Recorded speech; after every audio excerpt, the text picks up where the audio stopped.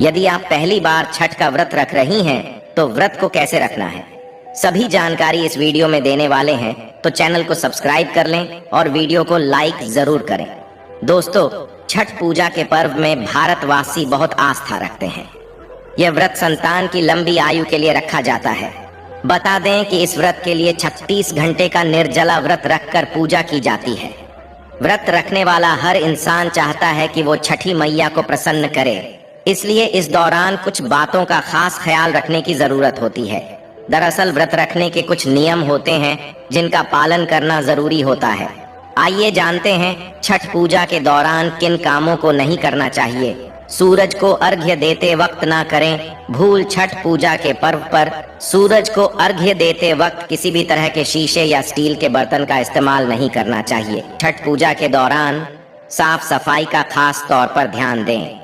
इस पूजा के दौरान कपड़ों से लेकर पूरे घर को बिल्कुल साफ रखना चाहिए। जाने कहाँ सोना चाहिए।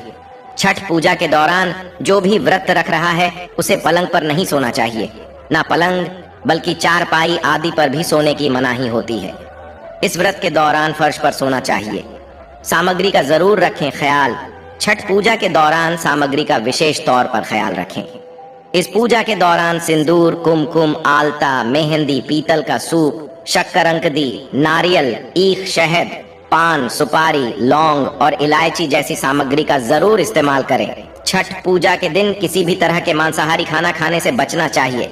खाने के साथ साथ पूजा के किसी भी तरह के मांसाहारी सामान को घर में या पूजा के आसपास नहीं रखना चाहिए। माना जाता है कि छठी मैया ऐसा करने से नाराज हो जाती हैं। छठ पूजा पर महिलाओं के मांग में सिंदूर भरने के पीछे कई मान्यताएं हैं।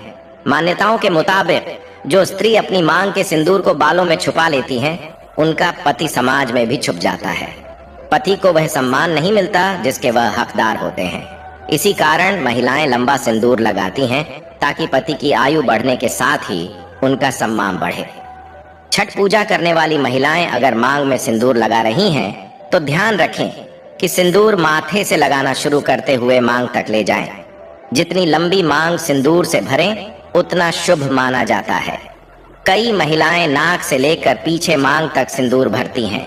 मांग में सिंदूर की लंबाई पति की लंबी उम्र का प्रतीक है। महिलाएं छठ पूजा के दौरान पीला सिंदूर जरूर लगाएं। छठ के पर्व में नाक से शुरू करते हुए सिंदूर लगाएं और मांग भरें। सिंदूर गाढ़ा होना चाहिए। सिंदूर महिलाओं के सुहाग की निशानी होती है और पति की लंबी आयु का प्रतीक है। सुहागिन के 16 श्रृंगार में से एक सबसे अहम सिंदूर है जिसका पूजा में होना अनिवार्य है। 36 घंटे का यह कठिन निर्जल व्रत गर्भवती, धात्री एवं मधुमेह से पीड़ित महिलाओं के स्वास्थ्य के लिए हानिकारक हो सकता है। उनका कहना है कि व्रत रखना अपरिहार्य हो तो गर्भवती एवं धात्री महिलाएं बीच में पानी एवं जूस का भरपूर सेवन करें ताकि शरीर में जल स्तर बना रहे। ऐसा न करने पर तमाम दुष्परिणाम संभावित हैं। उन्होंने सामान्य व्रती महिलाओं को व्रत के प्रारंभ होने के पूर्व भरपूर मात्रा में पानी एवं फल के जूस का सेवन करने की सलाह दी है। शुगर से ग्रसित महिलाओं को उन्होंने व्रत से दूर रहने की सलाह दी है। छठ व्रत कथा दिवाली के 6 दिन बाद छठ मनाया जाता है। छठ के महाव्रत को करना अत्यंत पुण्यदायक है। छठ व्रत सबसे महत्वपूर्ण रात्रि कार्तिक शुक्ल षष्ठी तिथि को होता है। सूर्योपासना का यह महापर्व 4 दिनों तक मनाया जाता है। छठ पर्व के लिए कई कथाएं प्रचलित हैं, किंतु पौराणिक शास्त्रों में इसे देवी द्रौपदी से जोड़कर देखा जाता है। मान्यता है कि जब पांडव जुए में अपना सारा राजपाट हार गए तब द्रौपदी ने छठ का व्रत रखा था। द्रौपदी के व्रत के फल से पांडवों को अपना राजपाट वापस मिल गया था। इसी तरह छठ का व्रत करने से लोगों के घरों में समृद्धि और सुख आता है। छठ मुख्य रूप से बिहार, झारखंड, उत्तर प्रदेश सहित कई क्षेत्रों में छठ का महत्व है।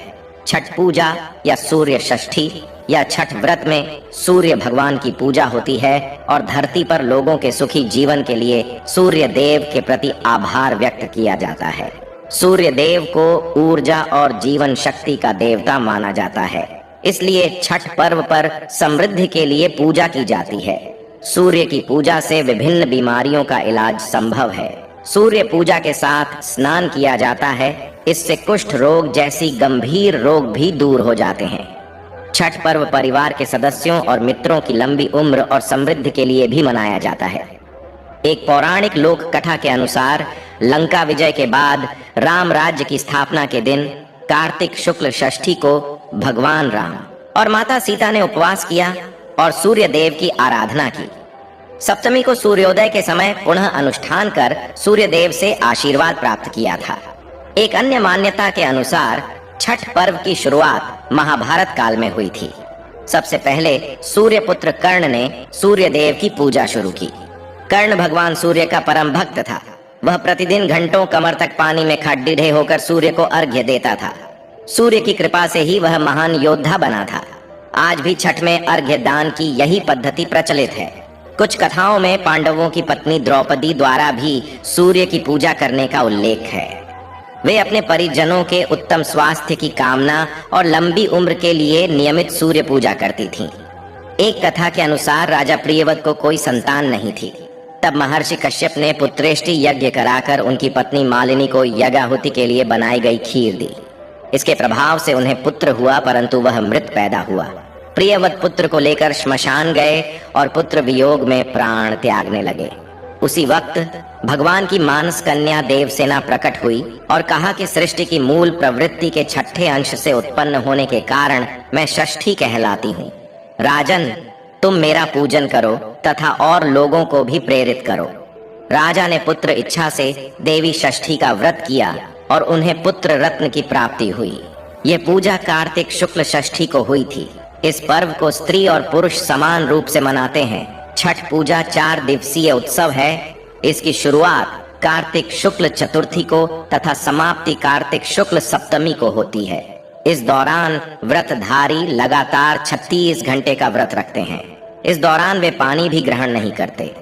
छठ पर्व बांस निर्मित सूप, टोकरी, मिट्टी के बर्तनों, गन्ने के रस, गुड्डा, चावल और गेहूं से निर्मित प्रसाद और सुमधुर लोक गीतों से युक्त होकर लोक जीवन की भरपूर मिठास का प्रसार करता है।